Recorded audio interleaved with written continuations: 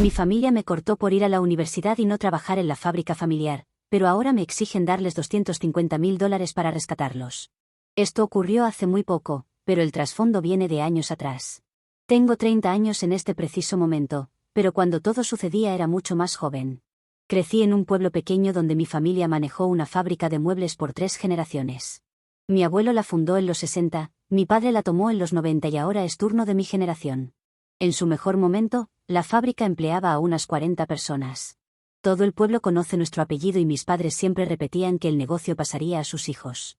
Tengo 2 hermanos mayores, Peter, de 37, y Héctor, de 35, y una hermana menor, Mia, de 29.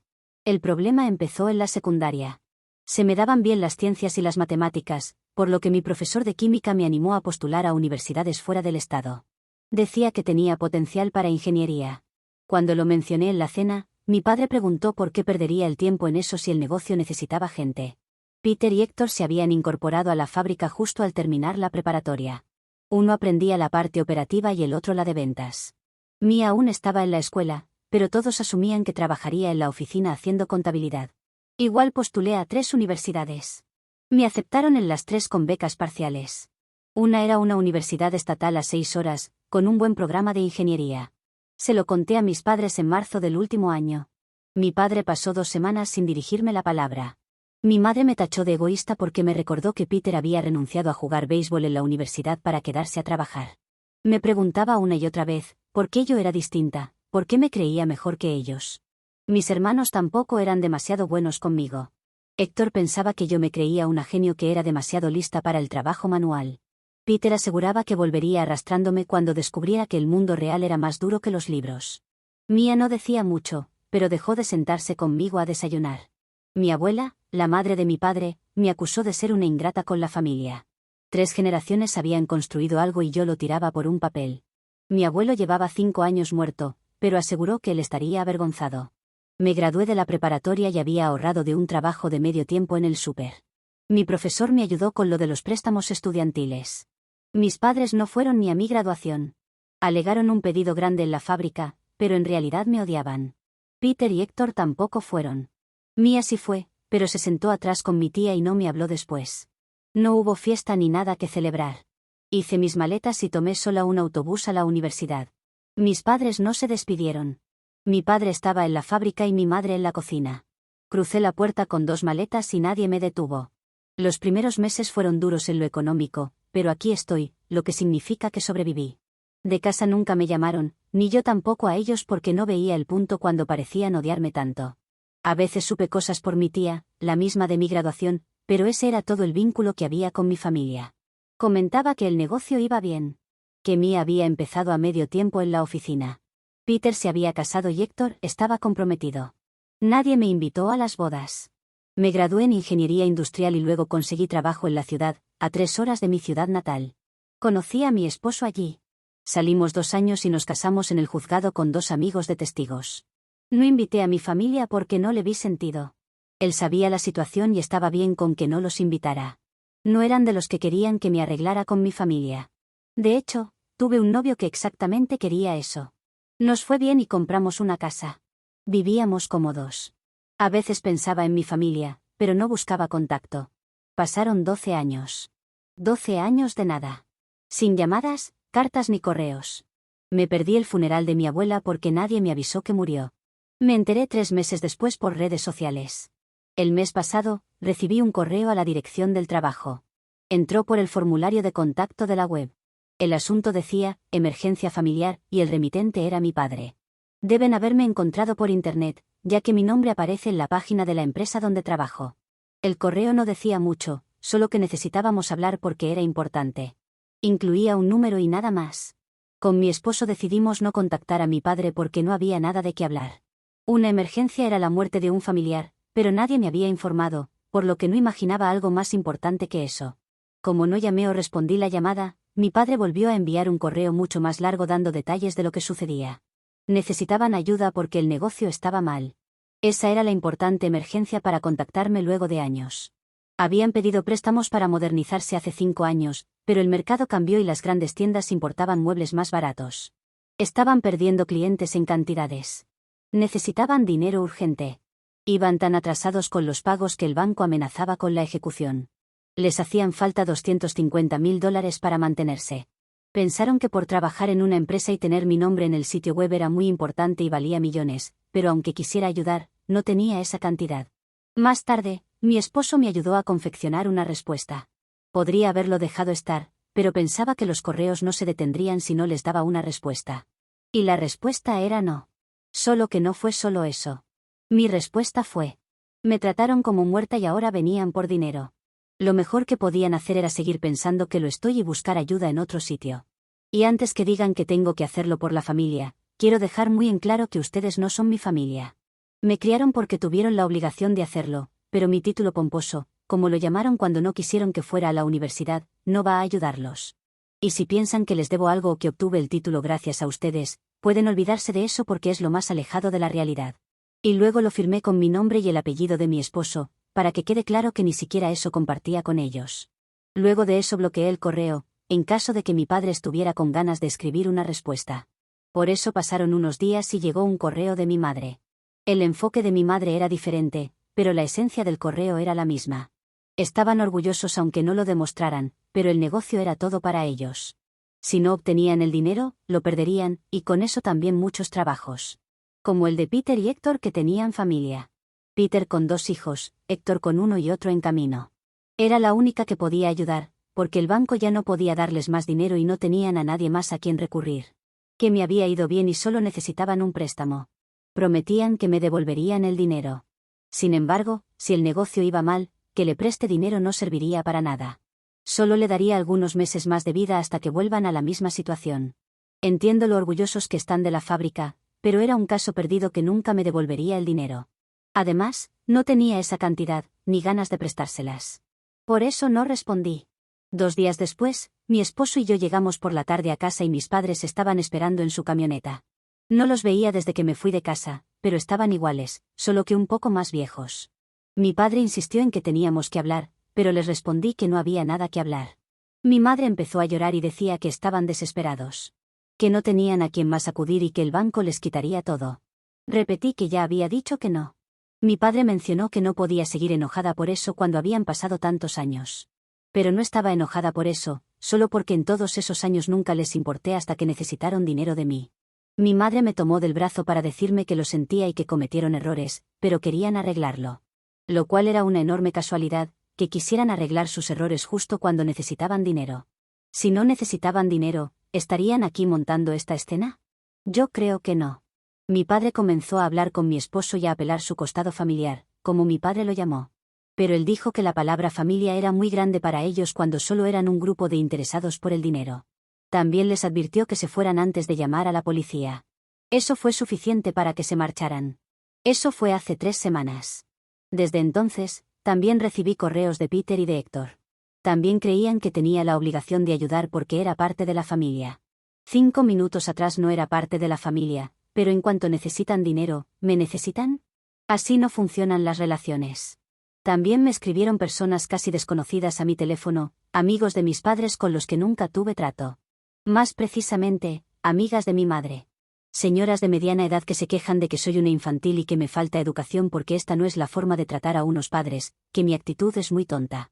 Bueno, espero que a estas mujeres no se les muriera la única neurona que tienen, porque estarán en problemas. No entiendo cómo puedo ser la mala por no querer ayudar a personas que solo me necesitan por dinero. O estas personas son igual que mis padres, o son tan poco inteligentes que es un milagro que aún sigan vivas. Mi esposo opinó que habláramos con una abogada por acoso. No sabía si calificaba como acoso, eran correos y mensajes de texto, pero no paraba. Cada pocos días, algo nuevo. Mi tía, la que antes me actualizaba, fue la única cuerda de toda esa familia. De mis padres puedo esperarlo, pero genera demasiado asombro la clase de gente que defiende esto de mis padres. No les debo nada y no voy a ser la persona más madura que les dé dinero, que no tengo, para llevarme bien con ellos. No estoy necesitada de amor y no soy una arrastrada. Edición, sí, yo también estoy sorprendida de la cantidad de mujeres proyectando. Deben ser como mis padres, por eso sus hijos tampoco las deben querer y encuentran en mí la forma de desquitarse. Es la única manera en que puedo entender que estén de su lado y que estén tan invertidas en mis problemas. Incluso conozco una que solo ha escrito insultos mientras trabajaba con la iglesia, lo cual es aún más cómico si no fuera triste. He estado pensando en cómo comenzó el acoso, debido a que estamos hablando con una abogada. Por eso creo que mis padres perdieron mi número todos estos años, y solo lo han recuperado para presionarme. Por eso comenzaron con un correo.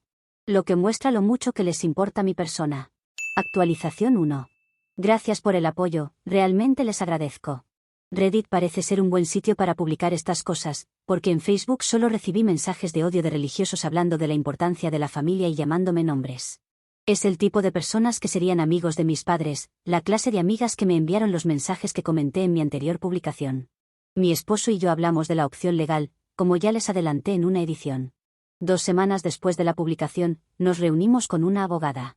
No sabíamos que todo lo que estaban haciendo mis padres podía ser acoso, pensábamos en cosas más graves, pero la abogada explicó que sí, en caso de que continuaran luego de decirles que se calmaran.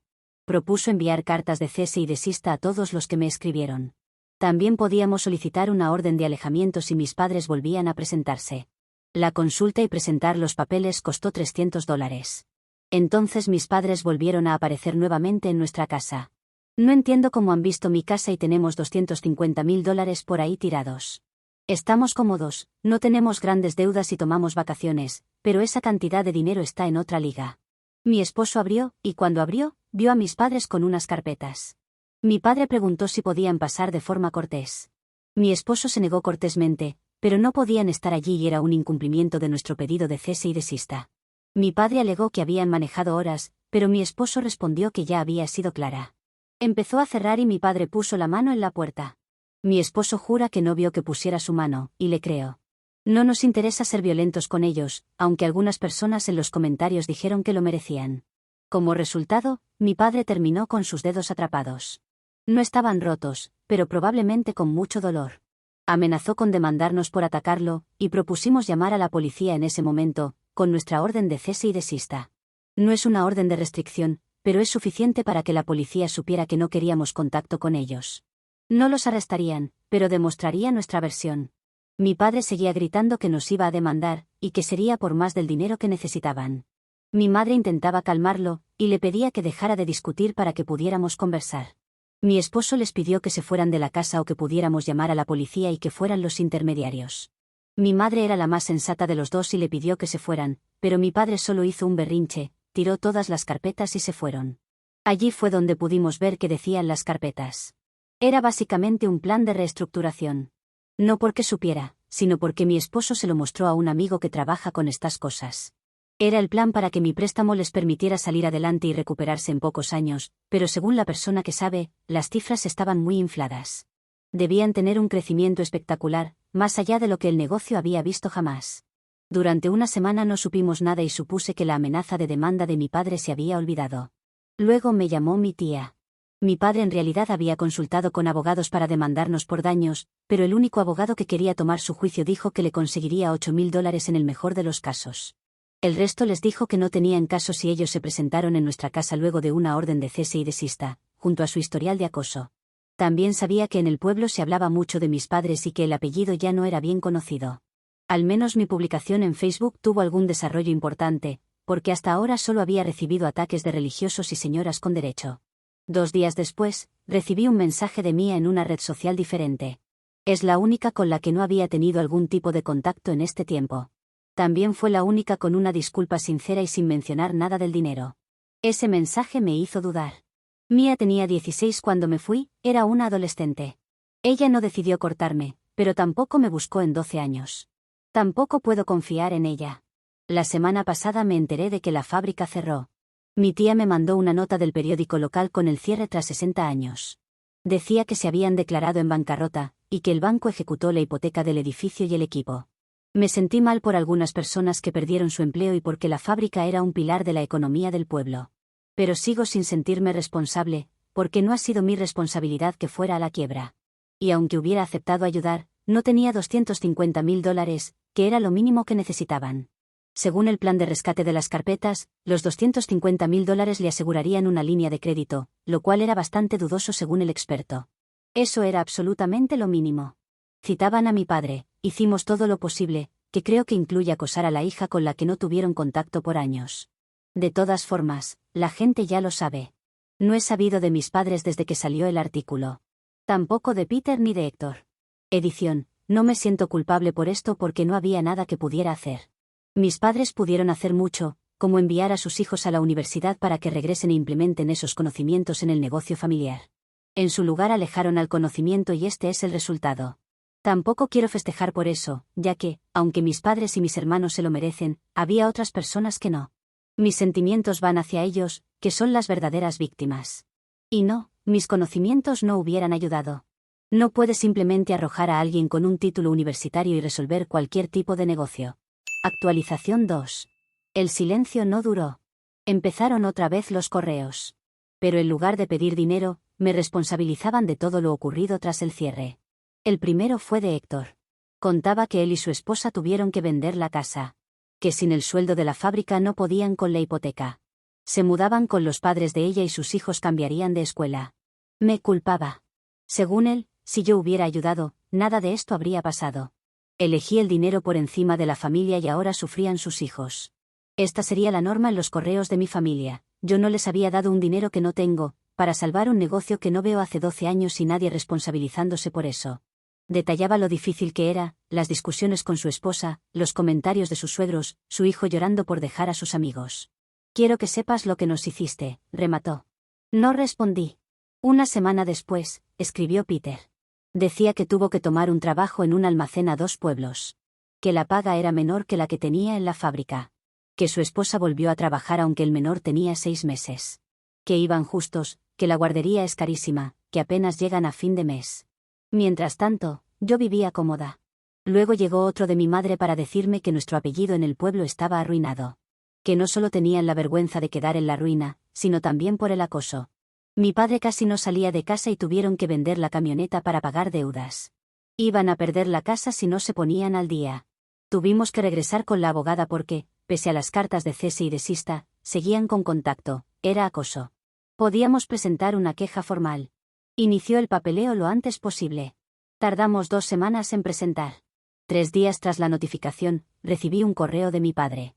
Asunto: tenemos que llegar a un acuerdo. Proponía que ellos dejaran de contactarme si yo retiraba el proceso. Alegaba que ir a juicio les costaría dinero que no tenían, por eso firmarían un acuerdo de no contacto si yo desistía. Para mi esposo sonaban asustados y quizá no podían pagar abogado. El consejo de la abogada fue simple: evitar el tribunal siempre es una buena idea. Ella podía redactar un acuerdo de no contacto, legalmente vinculante. Si lo violaban, podríamos demandar sin otra audiencia.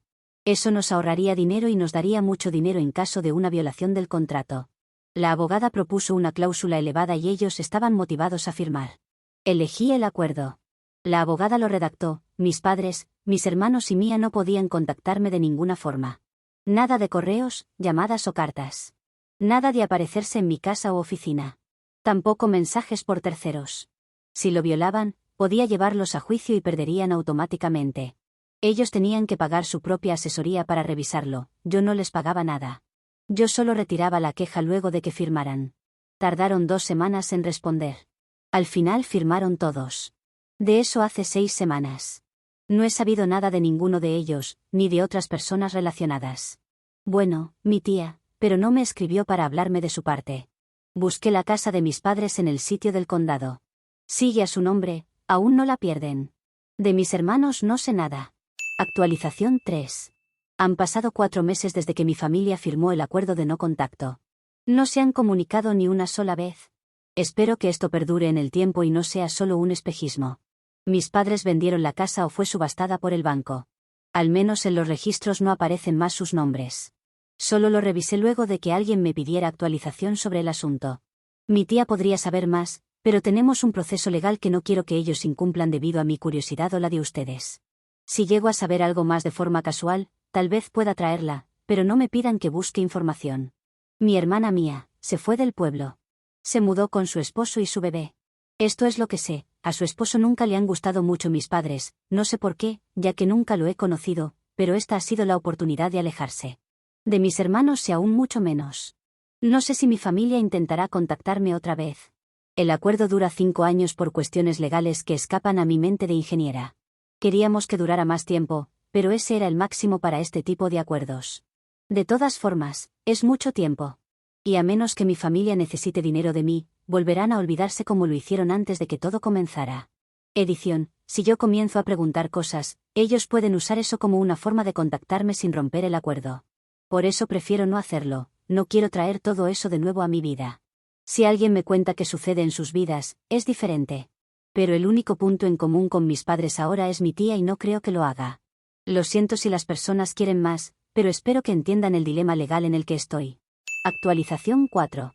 En este tiempo desde la última actualización, han sucedido algunas cosas, pero quiero transmitir tranquilidad, mis padres no rompieron el acuerdo. Todavía le quedan 2 años y no creo que vayan a hacerlo. Esto tiene que ver con mi hermana, y en parte, esta es su historia y no la mía. ¿Tengo su permiso para contarla? No abrirá una cuenta para escribirla. Sé que muchos tenían sus dudas sobre Mía, yo también las tenía, pero lean lo que ha sucedido. El resumen es que Mía no solo se fue del pueblo, también los demandó. Tuvimos un acercamiento luego de que ella me escribiera para decirme que sabía que esto rompía el acuerdo que también firmó, pero que necesitaba contarme algunas cosas y yo podía demandarla si quisiera. Eso me llamó la atención, porque mis padres no harían lo correcto sabiendo que podría demandarlos. No lo he hecho, pero esta es la información que mi hermana me entregó y que ustedes sabrán apreciar. Mi hermana trabajó en el negocio familiar desde antes de terminar sus estudios. Mis padres querían que su esposo, en ese entonces novio, también se uniera, pero él prefirió seguir su propio camino. Había algo que no le gustaba al esposo de Mía y prefirió evitar meterse en negocios familiares. Mía ha sido la contadora no oficial. No tiene licencia para ejercer, pero ha llevado los libros contables que luego se presentan a un contador licenciado. Entonces ha visto muchas cosas respecto al manejo del dinero de mis padres y hermanos que la han alterado. Es necesario que sepan que mis padres les dieron a mis hermanos una parte de la fábrica a cada uno. Mi hermana, con los años, vio cómo mis padres y mis hermanos tomaban dinero de la empresa como si fuera su propia cuenta bancaria. Según ella, todos tenían un salario fijo, pero ellos tomaban las ganancias libremente y no ahorraban nada para tiempos malos, como eventualmente sucede con cualquier negocio. De hecho, siguieron tomando dinero hasta que el negocio cerró. Todo esto podría haberse evitado si hubieran sido más responsables con el dinero. Las familias que quedaron sin trabajo y los hijos de mis hermanos tienen a alguien a quien culpar. Mis padres o mis hermanos simplemente sacaban dinero de la empresa cuando lo necesitaban. ¿Vacaciones de última hora? ¿Lo paga la empresa? ¿Cambiar el coche? Más fondos de la empresa. Hasta que no hubo más y cerraron las puertas. Mi abuelo amaba esa fábrica, la creó con sus propias manos, nunca mejor dicho, desde cero. Hacía los primeros muebles desde su casa y luego se expandió hasta su mayor apogeo, que fue antes de que muriera. Pero mis padres nunca fueron a la universidad, tampoco mis hermanos, y no estaban capacitados para el trabajo. Mi abuelo tampoco asistió a una, pero conocía el valor del trabajo. No sé qué tanto sabía de estas cosas mi abuela. Eso fue lo que mi hermana usó para demandar. Como socia del negocio familiar, demandó a mis padres y hermanos por malversación de fondos. Y ganó, aunque fue una demanda considerablemente larga, ya que tardó casi 2 años en resolverse. Eso es lo que ha estado pasando a mis espaldas, hasta que ella pensó en contármelo. Fue después de mudarse, porque no querían estar cerca de ellos mientras los demandaba. Incluso sufrió acoso de su parte, porque no querían ser demandados mientras se quedaban sin la gallina de los huevos de oro. El acoso fue muy similar al mío, con llamadas y correos todo el tiempo. Hasta que mi hermana se cansó de ellos y obtuvieron una orden de alejamiento. Pero solo tras la visita de uno de mis hermanos, que terminó con el esposo de Mía teniendo una pelea física con él. Mía ganó la demanda, pero no pudo recuperar demasiado de lo que pretendía. Ninguno de ellos tenía dinero y vivían por encima de sus posibilidades. Mis padres tenían una segunda hipoteca sobre la casa, solo porque pensaban que podían pagarla con el negocio. Ya tenían varios pagos incumplidos cuando cerró y el banco la ejecutó. Mi hermana también sabe que Héctor se divorció, pero Peter sigue casado. Mis padres también permanecen juntos, pero se han mudado del pueblo. Peter aún vive allí, pero Héctor se ha mudado tras el divorcio. Esas son todas las cosas que Mía me ha contado luego de retomar el contacto. Por ahora solo es a través de nuestros teléfonos, porque vivimos a varias horas de distancia.